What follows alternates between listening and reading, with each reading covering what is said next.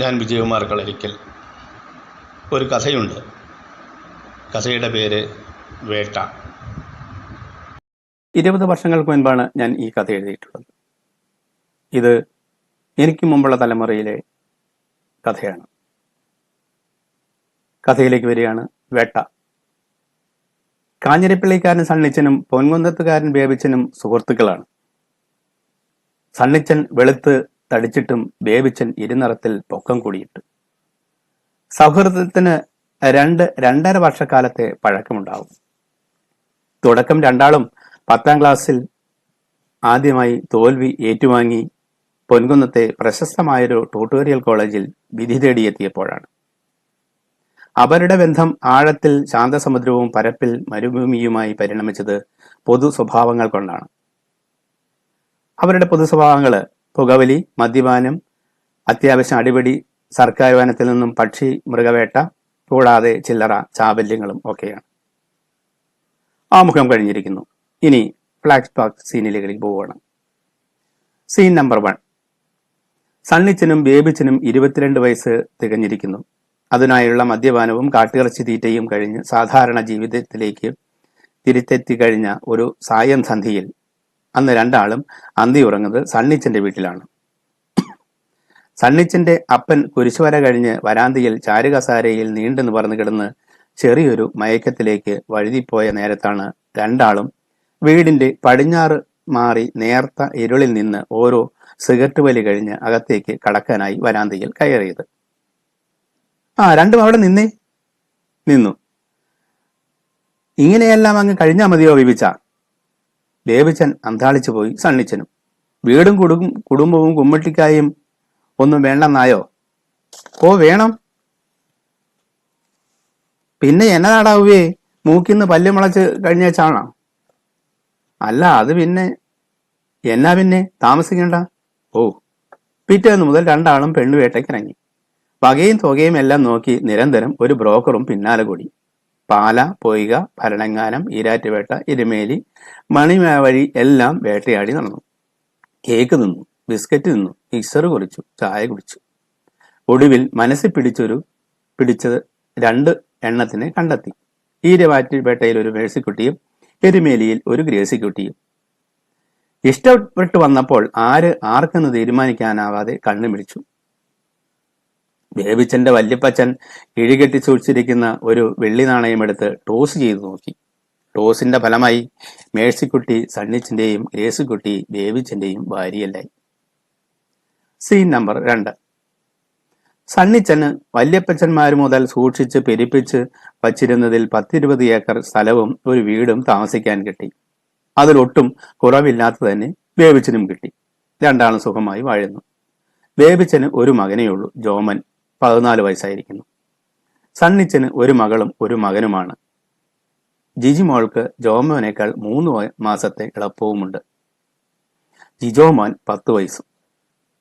ബേബിച്ചൻ സണ്ണിച്ചന്റെ ഇരുനില ബംഗ്ലാവിന്റെ തെക്കോട്ടുള്ള ബാൽക്കണിയിൽ ഒരു peg whisky അകത്താക്കി കഴിഞ്ഞ് പൊന്തമ്പുഴക്കാടുകളിൽ എവിടെയോ നിന്ന് പിടിച്ച കാട്ടുപന്നിയുടെ മുഴുത്ത ഒരു കഷ്ണം മാംസം തന്നെ വായിലിട്ട് ചവച്ച് അടുത്ത ഒരു പെഗ് കൂടി ഗ്ലാസ്സിലേക്ക് എടുത്ത് തെക്കോട്ട് നോക്കി നിൽക്കുകയാണ്. സണ്ണിച്ചനാണെങ്കിൽ 2 എണ്ണം കഴിഞ്ഞിട്ട് 3ാമത്തേത് ഗ്ലാസ്സിൽ പകർന്നു വെച്ച് ഒരു വിൽസ് സിഗരറ്റ് കത്തിക്കുന്ന തിരക്കിലാണ്. ബാൽക്കണിയിൽ അങ്ങനെ നോക്കി നിൽക്കുമ്പോൾ ഉള്ള ഒരു സുഖം, അതൊരു സുഖം തന്നെയാണ്. താഴെ വിശാലമായ മുറ്റം, കടന്നാൽ പുല്ല് പതിച്ചൊരു ഉദ്യാനം. ഉദ്യാനത്തിന് അത്യാവശ്യം പൂച്ചെടികൾ, തണൽ വൃക്ഷങ്ങൾ ഒക്കെയുണ്ട്. വൃക്ഷച്ചുവടുകളിൽ ഇരിപ്പിടങ്ങൾ. അവിടെ മക്കൾ 3 പേരും എന്തെല്ലാമോ കളിക്കുകയാണ്. ഉദ്യാനത്തെ തുടർന്ന് റബ്ബർ തോട്ടം തുടങ്ങുകയായി. സണ്ണിച്ചന്റെ ഏറ്റവും നല്ല മരങ്ങളാണ് അവിടെ. പിന്നെ മണിമലയാറ് വെള്ളം കുറഞ്ഞൊഴുകുന്നു. പിന്നീടും സണ്ണിച്ചന്റെയാണ്.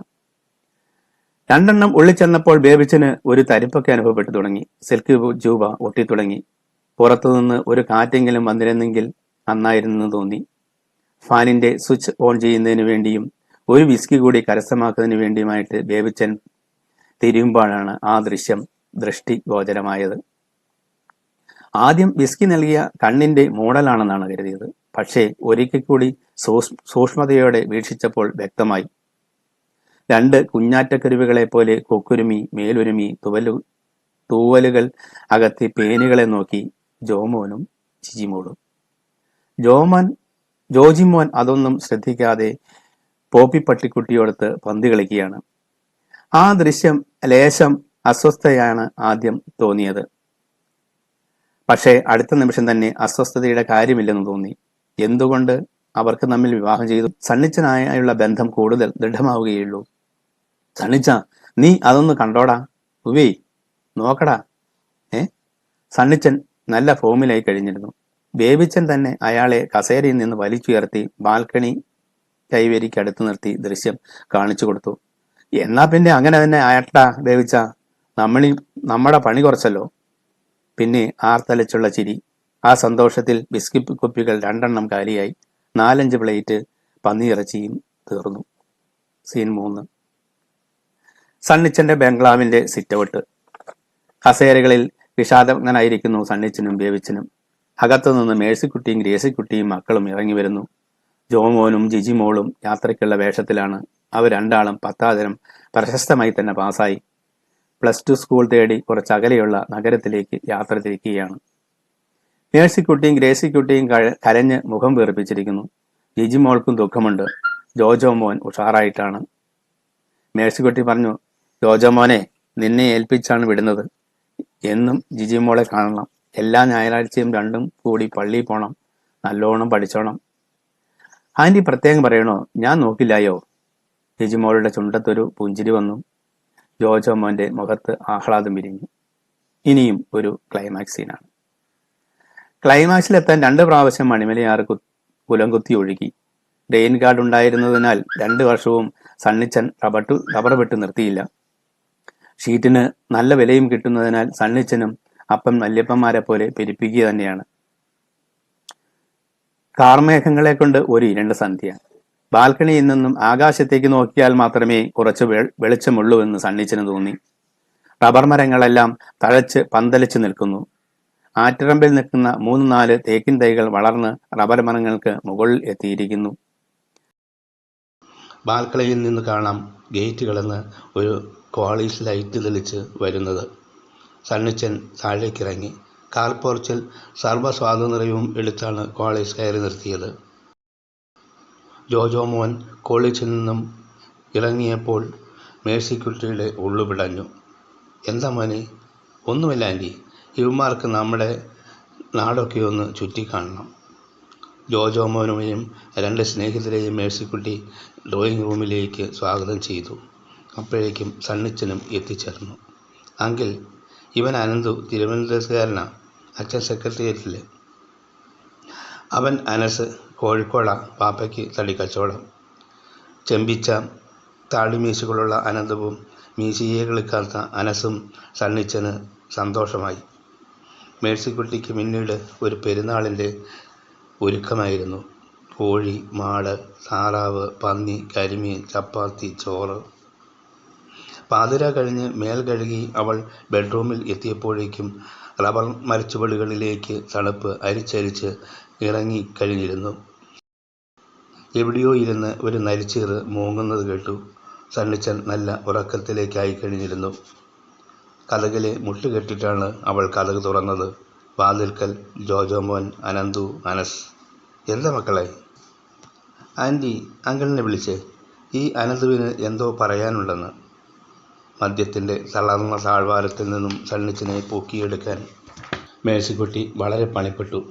എഴുന്നേറ്റ് കട്ടിലിൽ തന്നെ വീർത്ത കൺപോളകളുമായി ചുവന്ന കണ്ണുകളുമായി സണ്ണിച്ചനിരുന്നു. അങ്കിൾ, ഈ അനന്തുവിന് കുറച്ച് പണം വേണം. മോനെ അനന്തു, ഇവിടെ ഇരിക്കടാവേ. നിനക്ക് എത്ര കാശാണ് വേണ്ടത്? ഒരു 3 lakhs. ബാലൻസ് ഞാൻ ചോദിക്കുമ്പോൾ തന്നാൽ മതി. എന്താ ഇത്? ശരിയാ അങ്കിൾ. സണ്ണിച്ചൻ്റെ ശിരസിൽ നിന്നും മദ്യം ചോർന്നിറങ്ങിപ്പോയി. മേഴ്സിക്കുട്ടി കണ്ണുകൾ മിഴിച്ചു നിന്നുപോയി. അങ്കിളിന് ബുദ്ധിമുട്ടാകില്ലെങ്കിൽ വേണ്ട. ക്യാഷ് ഉണ്ടാക്കാൻ എനിക്കറിയാം. അനന്തുവിൻ്റെ ചുവക്കുന്ന മുഖം, അനസിൻ്റെ ഇരുളുന്ന മുഖം, ജോജോ മോൻ്റെ ചിരിയുള്ള മുഖം. സണ്ണിച്ചന് ഒന്നും മിണ്ടാകാനാവാതെയായിപ്പോയി. അനന്തു നീട്ടിച്ചു കാണിച്ച ചിത്രങ്ങൾ സണ്ണിച്ചനും മേഴ്സിക്കുട്ടിയും ഒരിക്കൽ കണ്ടു. ജിജിമോളുടെ ചിത്രങ്ങളാണത്, നഗ്നമായിട്ട് ഉറങ്ങിക്കിടക്കുന്നത്. ഇത് വിറ്റ് പണമുണ്ടാക്കാൻ ഞങ്ങൾക്കറിയാം. വേറെ വീഡിയോയും ഉണ്ട്. എന്തൊരു ഡാഡിയും മമ്മിക്കും ഓരോന്ന് എടുക്കട്ടെ. ഒറ്റ